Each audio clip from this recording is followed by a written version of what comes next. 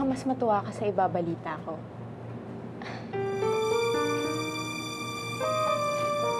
I just found out this morning.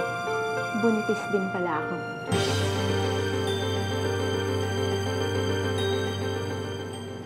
Wag, Leandro, wag! Wag mo gawin ito sa amin. Ako si Luminada ang asawa mo. Dad, please! Drop the gun! Elaine, do something! Do something! Call Alicia at once! Sir, Senator, please. Senator, please. Leandro! Sino ka? Isa ka ba? Leandro! Isa ka ba? That's not possible. Kakakasal lang natin. That was the last time we did it. Yeah, pero that wasn't the first time, right? Ano ba? Ang tagal natin hindi nagagawa yun, ah.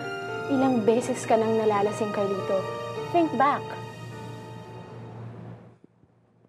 You've been using me. Huwag mo akong sisihin dahil hindi ako ang nalalasing. That's enough. Tama na yan. Totoo ba ito? Totoo ba itong naririnig ko, Phoebe? Yes, Lola. I tested positive. Anak sa espiritu ng alak. Yung ba'y maglalaban mo sa magiging anak namin ni Rosa Camila? Pwede ba, itigil na nga natin ito pagkukunwarihan? Bigyan niyo na sa akin hiling ko at pabayaan na kami ni Rosa Camila.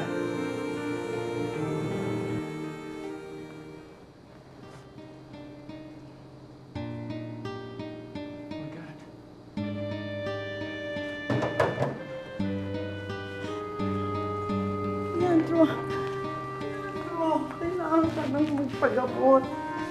Kailangan ka nang magpagamot, lumalala na ang sakit mo. Please, pagamot ka. Palagay ko yung mga drugs na pinainom sa akin. Nagkakaroon ako ng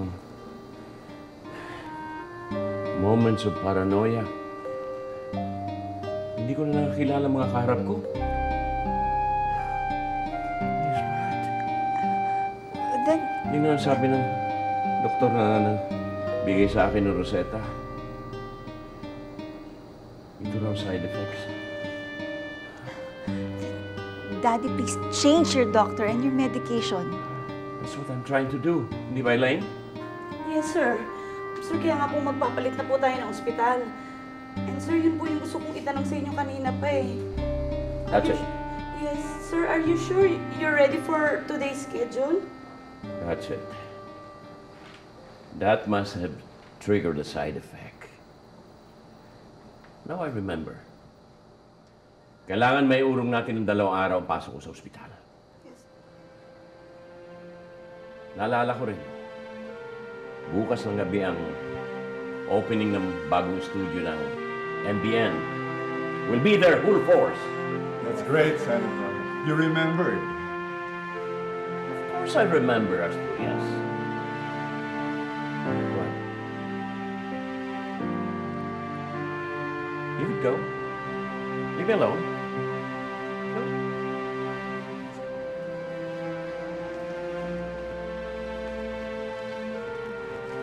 Are you sure okay ka lang? Hindi okay ang daddy mo. Pero, huwag mo na sabihin sa mami mo. May magagawa ba ako?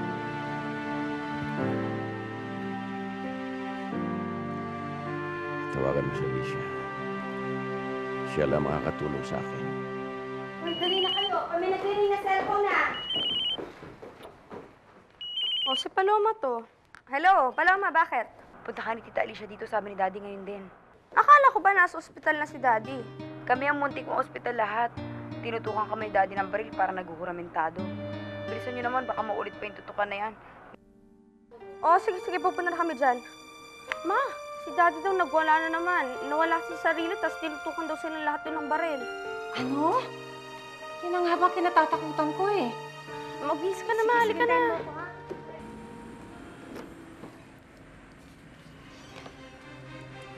Si Alessandro.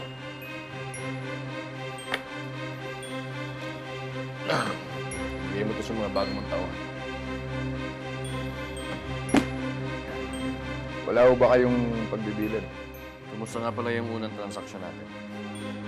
Okay na store, sir. Ayos. Walang sabit. Hindi ba naghinala si Nestor?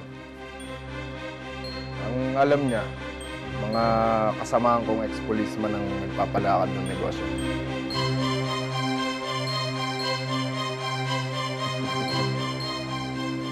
Ang dami talagang tanga sa mundo. Grabe na yung nangyayari kay Daddy, ano? Ngayon maalala niya tayo, tapos bukas hindi na. Ako, baka magwala yun sa launching ng MBN. Diba? Speaking of MB and launching, Mami, may tauhan ka na ba? What a question. Ayoko nga makisawsaw sa ganyang mabutik na usapan. Mami, I was just thinking. You've been so helpful to me these past few days. You know, yung sabi ko, sana may manggulo doon sa kasal ni Carlito. May nanggulo nga. Eh sana naman ngayon sa launching ng MBN, may manggulo na naman. Yung ganun, sana Ay, makatulong. hindi ako tutulong, Ernestina. Nandun tayo eh. Mahirap na. Mami, ang sabi ko, tinatanong ko lang sa inyo kung makakatulong kayo. Eh, hindi lang naman tayo nandun eh. Andun din si Alicia. Tsaka yung anak niyang buntis. Eh, alam niyo naman yung mga buntis, hindi ba? Hindi pwedeng kinugulat o tinatakot kasi nalalaglag yung bata, nakukunan.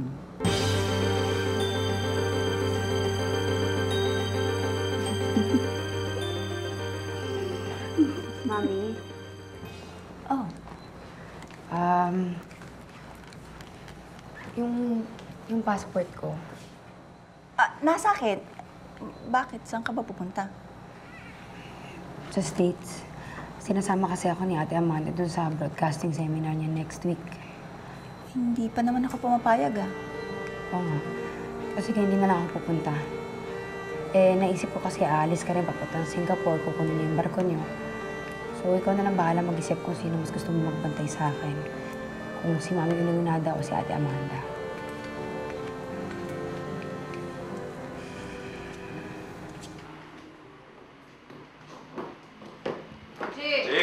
Oh! Wala sa kanila. Ay, nandiyan sa kwarto. Tatay nga, bakit? Kala ko eh. Ano? Kala mo, nasa ospital ako at kasama ko si Carlito. Presya ka na sa mami mo, ha? Eh kasi naman ikaw, marami kang milagro sa katawan eh. Tulad nung Hong Kong seminar, napunta ng San Dionisio. Sisisihan ko na yun. Tama na yan, sisi-sisi yan. Makakasama lang yan sa bata. Maganda akong pagkain, ha? Sige, sige. Amanda, please make sure na hindi mawawala sa paningin mo si Paloma pag nagsiseminar kayo. Hindi pwede sa akin ang kalokohan ni Paloma. Thanks.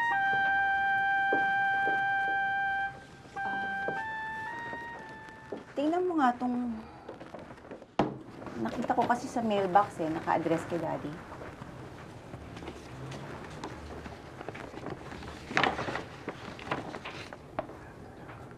Naka-address kay Daddy, eh wala namang nakalagay na pangalan sana. Hindi naman yan yung nilalagyan niya kanina eh.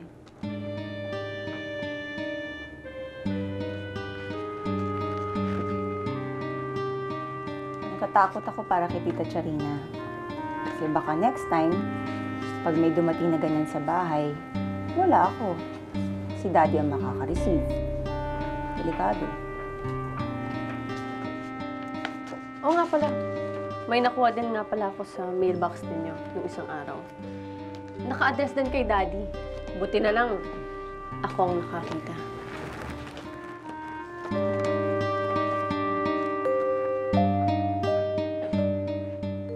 Mabuti na lang, hindi ako naniniwala sa mga chismis na nagde-date kayo ni Tomas Locsin, Ate Ernestina.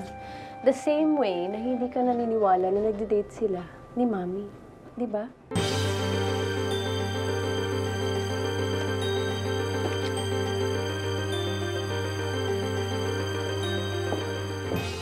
Mawawala ka, di na mawawala ka, di na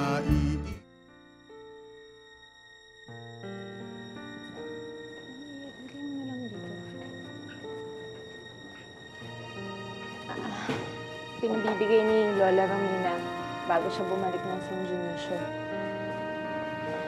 Babalik na lang daw siya mamayang gabi. At congratulatory flowers for the wedding-to-be. Yeah. Aren't you happy? Oo naman, I'm happy. Kasi ako at magiging ama na rin ako. That's good. Sa anak namin ni Rosa Camila. Paano naman ang anak natin? Well, dahil friends tayo at wala tayong secrets, nakako kay Lola Romina na hindi ko itutuloy yung pag-aaral. Kung totoo nga may anak tayo.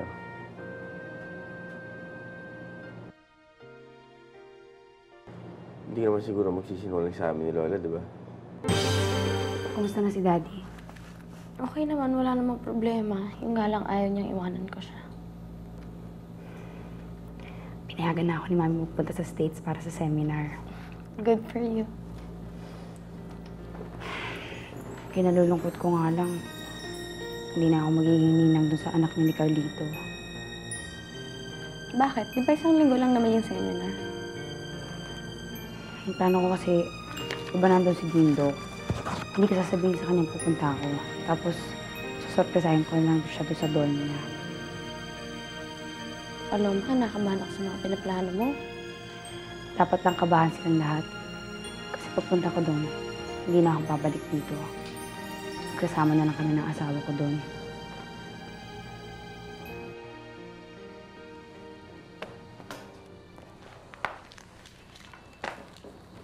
Bakit hindi ka ba mapakali?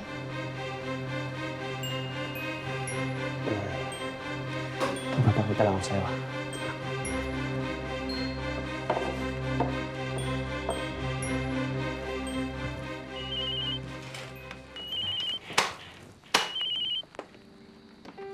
Bilisan.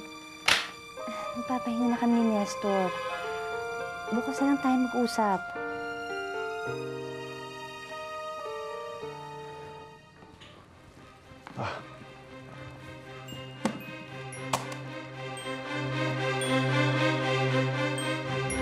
Sino galing yan? Commission ko sa unang sale. Ganyan kalaki? Ano ba binabenta mo, building? Hindi ako naniniwalang legal ang buy and sell mo. Bakit naman? Bakit kailan ba Munting Mayor ang may karapatan kumita ng ganyang kalaking pera? Kami mga Montemayor, pag may ganyang kalaking pera, we see to it na manager's check o bank-to-bank transfer lang. Hindi cash.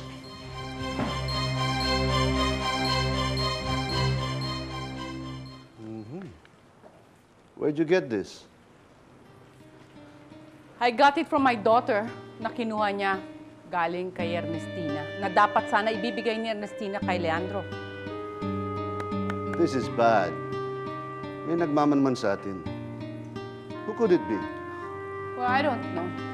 I just know I have to be more careful. We should be. Not we. Just me. Dahil ako lang naman ang may pananagutan. Ikaw naman kasi. Kung ako ba sinasagot mo na, you won't have this problem. And this thing about you and Ernestina,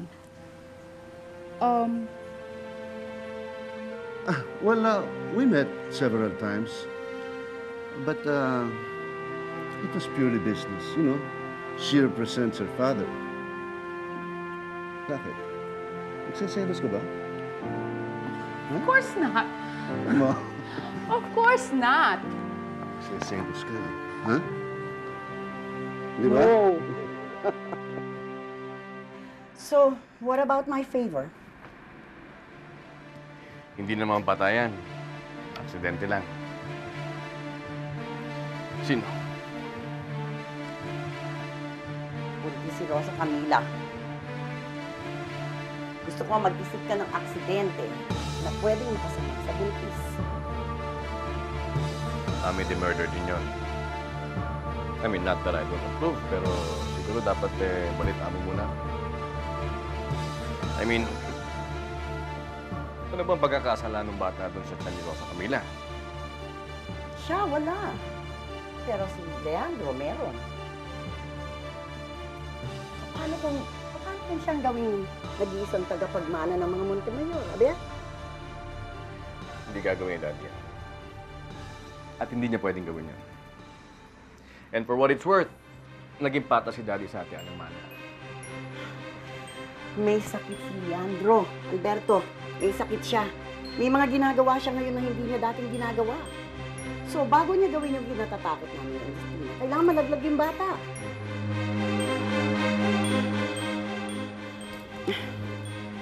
Bukas ang launch, ibigay mo to doon sa taong gagawa ng aksidente. Baka magkamali pa siya yan. Paano kung mamatay si Rosa Camila? Well, hindi ko naman gugustuhin yon, pero kung magkakaganon, pagdarasal ko na lang ang kawawang kaluluwa niya.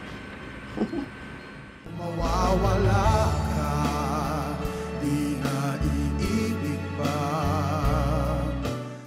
Mawawala ka, di na iibig pa.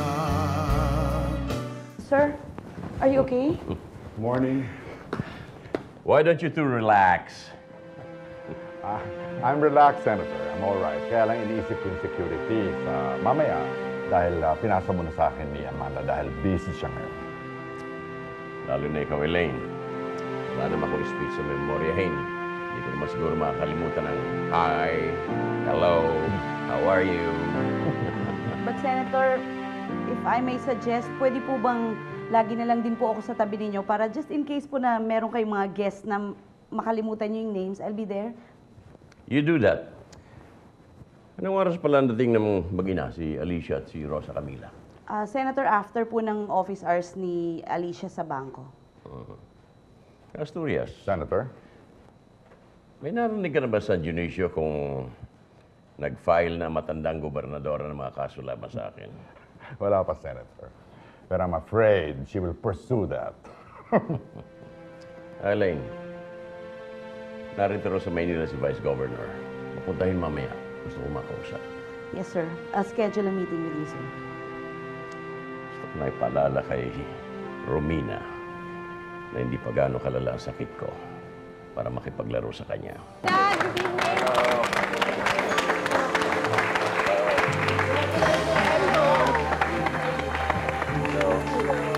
Dad, do you want me to start the program now?